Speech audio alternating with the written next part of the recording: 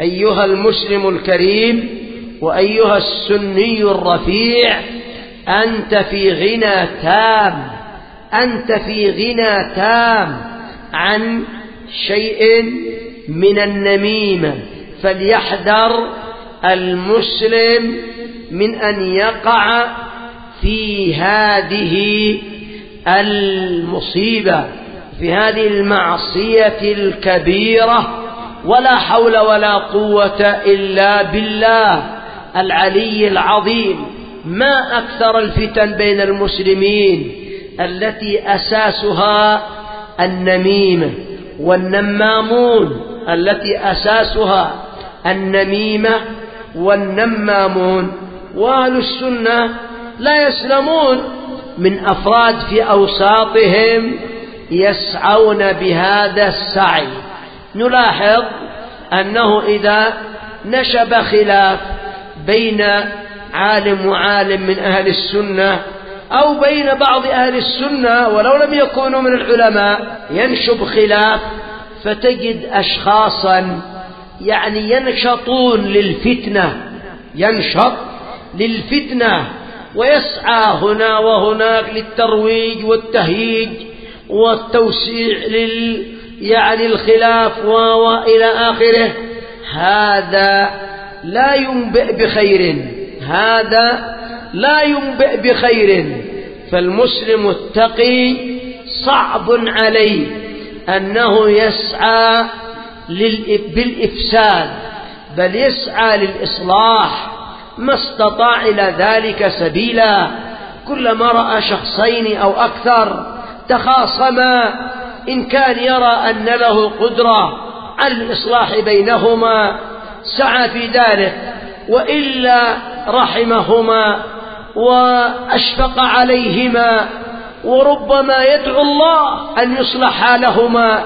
لأن من يحب لأخيه المسلم ما يحب لنفسه إنه يحب أن تصلح حال إخوانه، ولا يحب أن تفسد، ولا يفرح بشيء مما يلحق بالمسلم، بل يتأسف ويحزن. لماذا؟ لأنه لا يحب للمسلمين إلا الخير، لا يحب للمسلمين إلا الخير. فكما سمع المطلوب الحذر من هذا الصنف. قد وضع العلماء ضوابط، قالوا: من نم إليك نم عليك، من نم إليك نم عليك.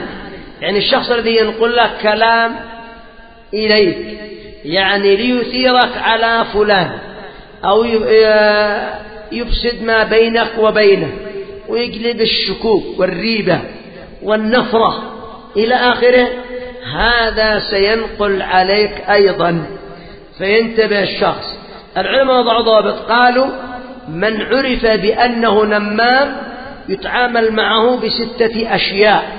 من عرف بأنه نمام يتعامل معه بستة أشياء. الأول ألا يقبل منه النميمة، الأول ألا يقبل منه النميمة. إذا عرف أن هذا نمام ما معه إلا نقل الكلام وأخذ الكلام ورد الكلام، يأتي هنا ويذهب هناك بالصورة هذه. قالوا لا يقبل منه النميمة.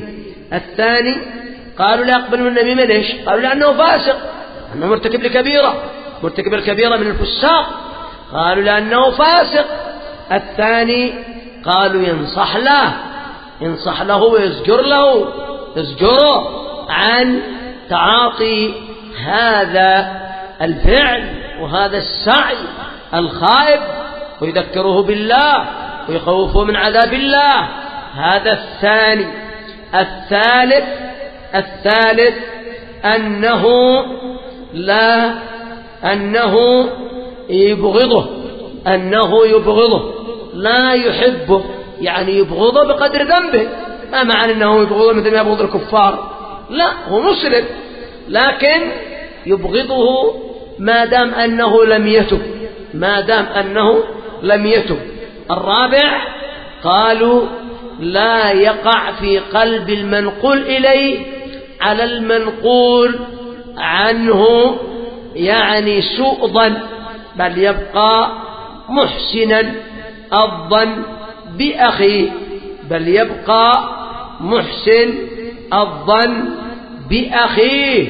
كذلك أيضا قالوا يحذر منه وينصح بالابتعاد عنه، وينصح بالابتعاد عنه. هذه ضوابط لمن عرف بأنه نمام يسعى بالإفساد. مما يعرفه علماء أهل السنة، يعرفون من أشخاص أنه إذا حصلت فتنة ظهر أشخاص يتحملون الخلاف بكل شدة وبكل جرأة، لا يبالي بكلام علماء ولا بنصائح، المهم يمشي في الطريق الذي يرى أنه يمشي فيه. يقولون هذا لماذا ما تحرك إلا الآن؟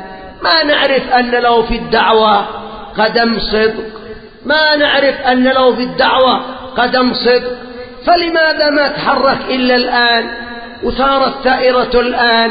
هذا ملفت ومجلب للريبة، هذا ملفت ومجلب للريبة. ونعرف أشخاصا يعملون في التجسس، يعملون بالتجسس ويدخلون في القضايا هذه ويخوضون كما سمعت. فلهذا يا طلاب العلم أنتم في بعض الأشياء لا تعلمونها كما يعلمها العلماء الذين لهم خبرة ولهم زمان، هم يعرفون الفتن كيف تأتي ومن تأتي وأشياء، وما كل ما عند العلماء يتكلمون به أو يذكرونه للناس أو ضروري. فكم ننصح لطلابنا حفظهم الله وأكثرهم بحمد الله يقبلون النصح، ننصح لهم بالابتعاد عن الخوض وعن التجاوز في قضايا لا تصل إلى ذلك، وقضايا مردها إلى أهل العلم ليس مردها إلى الطلاب ليحكموا ويخوضوا كما يرونهم. فبارك الله فيك، هذه توجيهات من العلماء فيما يفعله الناس مع النمام. هذا أمر. سمعتم أن تعريف النمام هو الذي ينقل الكلام بين الناس على جهة الإفساد. فلو نقل الكلام على جهة إصلاح معتبر، ما هو يدعي هو الإصلاح، لا، على جهة إصلاح معتبر. فلو نقل الكلام أن هناك من يريد أن يفعل كيد، فعلا علم تأكد أن هناك من يريد يفعل شرا في البلاد، ينشر إجراما فسادا في البلاد، فنقل وقال لمن يرى أنه ممكن يكف هذا ويوقف عند حده: هذا فلان اطلعت على كذا، عرفت كذا، فانظر في أمره. هذا لا يسمى نمام، هذا لا يسمى نمام. إذا كان لغرض الإصلاح البلاد، المحافظة على دين، على أعراض، على أخلاق، على أمن، على استقرار، هذا من المصلحين وليس من المفسدين. وإن كان قد نقل كلام فلان سمعه منه أو سمعه من أشخاص مقربين لديه، فهذا كما سمعت من الإصلاح وليس من الإفساد. ولهذا قال النووي رحمه الله، قال النووي: هذه النميمة فمن نقل من الكلام شيئا على جهة المصلحة، على جهة المصلحة المعتبرة، جاز ذلك. فحري بالمسلم أن يتحرى، فما كان مما يرخص به، مما يتعاون عليه، سلكه حسب الحاجة إلى ذلك، وما كان من الشر ابتعد عنه واجتنبه. بارك الله فيكم. نسأل الله عز وجل أن يدفع عنا الفتن ما ظهر منها وما بطن. إذن ابذلوا كما قلت لكم في الأمس. نحن بحاجة إلى إيش؟ نحن بحاجة لماذا؟ إلى كم؟ إلى أمرين اثنين. ما هما؟ التناصح، والثاني إيش؟ الإصلاح بين بعضنا بعضا. هذا الذي أوصي نفسي وإياكم به. نحن بحاجة نفتح لنا ما يسبب الخلاف والشحناء والبغضاء، ما نحن بحاجة إلى هذا إذا كانت عقولنا معنا. أما إذا كان الشخص يترك عقله لغيره فهذا كما سمعت لا تستبعد أنه يتضرر ويضر بغيره، يضر بنفسه ويضر بغيره. نحن نقول بارك الله فيكم نتناصح لأن فينا عيوبا. كيف سنصلح؟ كيف ستزال العيوب هذه إلا بالتناصح فيما بيننا؟ إذا أنت ما تقبل نصيحة اعلم على أن قد وضعت حاجزا بينك وبين الله، وبينك وبين الحق، وبينك وبين رسوله. فراجع نفسك وانظر ما الذي عندك.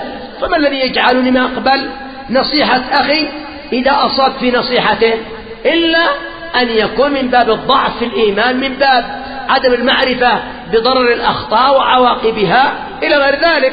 كذلك الإصلاح، حصل بينك وبين أخيك خلاف على أمر ديني أو أمر دنيوي، فما داعي للتهاجر والتشاحن والذهاب شرقا وغربا.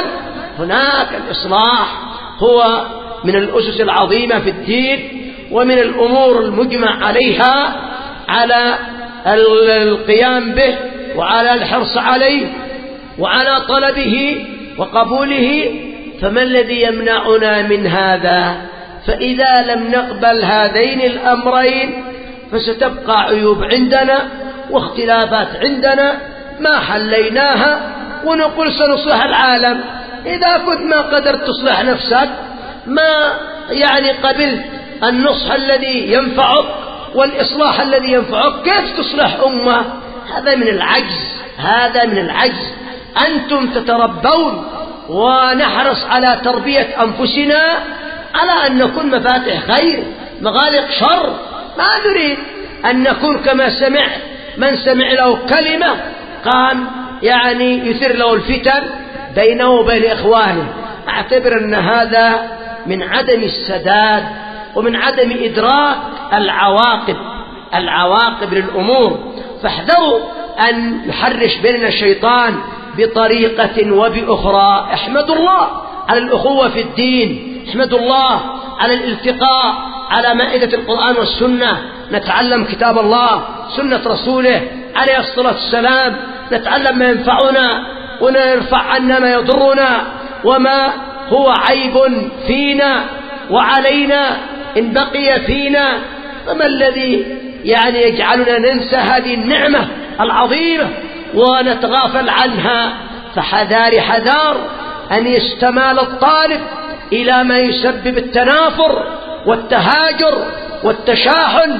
هذا أمر ليس مقبولا شرعا. المطلوب منك ألا تقبل هذا، مطلوب منك أنك تحافظ على أخوتك مع إخوانك بالطرق الشرعية والضوابط الشرعية كما سمعت. ونسأل الله أن يعيننا على إصلاح أنفسنا. فكما سمعتم إذا لم ننشد الحق لنا وعلينا فقد خبنا في طلب العلم. لماذا أتعلم ولماذا تتعلم؟ ألنكن مثل الجهال نتشاحن ندخل في الشحناء وفي الفتن ونتجاوز ونبغي ونظلم، أم من أجل أننا نعدل نتعلم الخير، نحافظ على الأمانة، نحافظ على التعاون على البر وعلى التقوى، نسد أبواب الفتن؟ هذا من ثمار العلم.